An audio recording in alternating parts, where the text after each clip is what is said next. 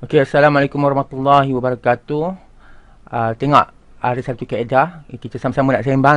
Kita labun tentang kisah Nabi Muhammad SAW terkena sihir. Ada banyak laman web tentang ni, ada banyak video tentang ni, apa yang berlaku dan sebagainya.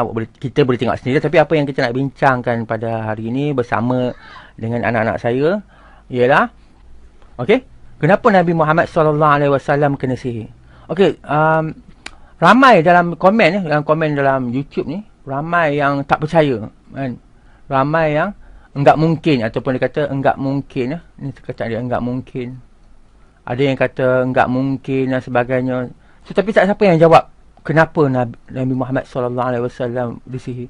Begitu juga soalan-soalan yang timbul, kenapa Nabi Muhammad SAW disihir. Tak siapa jawab. Dia cuma cerita Nabi Muhammad yang tak berkaitan. Soalan tanya kenapa.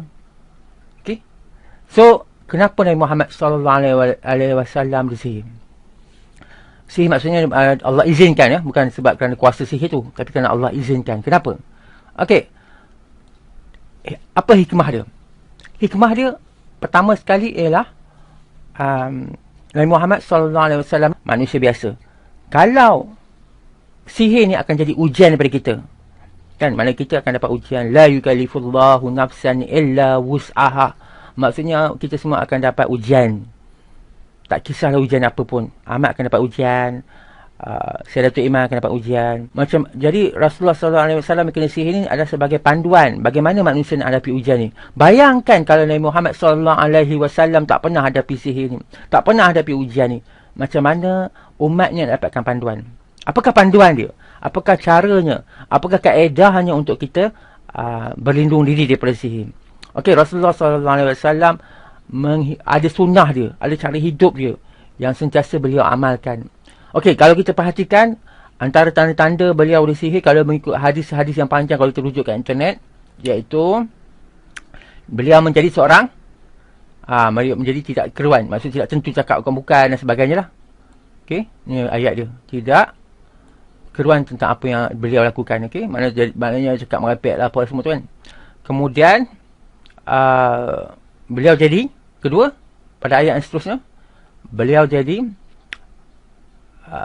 ragu, macam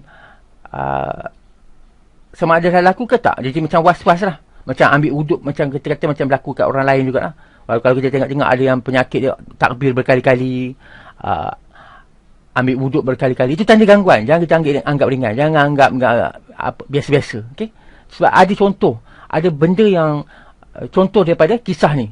Okay? Kita boleh ambil sebagai peringkat awal dalam kena sihir. Okay?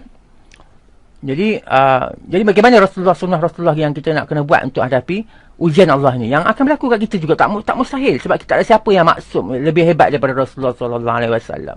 Tentunya itulah hikmahnya yang dibincangkan oleh banyak ulama.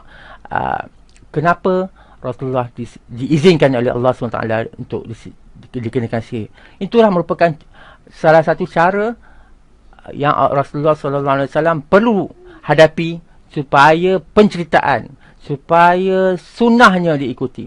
Okay? So, apa sunnahnya yang dalam menghadapi ujian-ujian Allah ini, dalam menghadapi ujian-ujian seperti ini? Pertama sekali ialah Rasulullah sentiasa solat di awal waktu. Rasulullah ada amalkan al-mu'awwizatain sebelum tidur dan sebagainya. Rasulullah juga selalu amalkan surah Al-Baqarah. Jadi membaca Al-Quran, menghidupkan Al-Quran. Boleh rujuklah banyak hadis-hadis yang apa amalan-amalan Rasulullah yang boleh kita ikutilah. Okey, macam kita gunakan akal fikiran kita sendiri. Kenapakah solat ada waktu ataupun disiplin ini dapat mencegah sihir, dapat membuat kita lebih peka terhadap ancaman-ancaman sihir peringkat awal, iaitu dengan adanya amalan-amalan tersebut, jika kita tinggalkan, jika kita rasa berat, kita boleh jadikan tanda. Kita boleh jadikan dia sebagai rujukan bahawa kita diganggu. Maka kita akan ambil tindakan-tindakan untuk merawat diri, sama ada dengan bantuan kawan-kawan, ataupun dengan perawat yang lebih siqah, ataupun perawat yang lebih alim ilmunya, atau yang lebih tinggi pengetahuannya. Tindakan kita akan lebih awal. Kalau tidak, mungkin lebih teruk, mungkin lebih membahayakan diri, sebab kita tidak ada langkah-langkah pencegahan, seperti mana hidup secara sunnah, berdisiplin, membaca Al-Quran, banyakkan solat sunat dan sebagainya. Jadi pengesanan yang lebih awal lebih penting daripada sekadar merawatnya.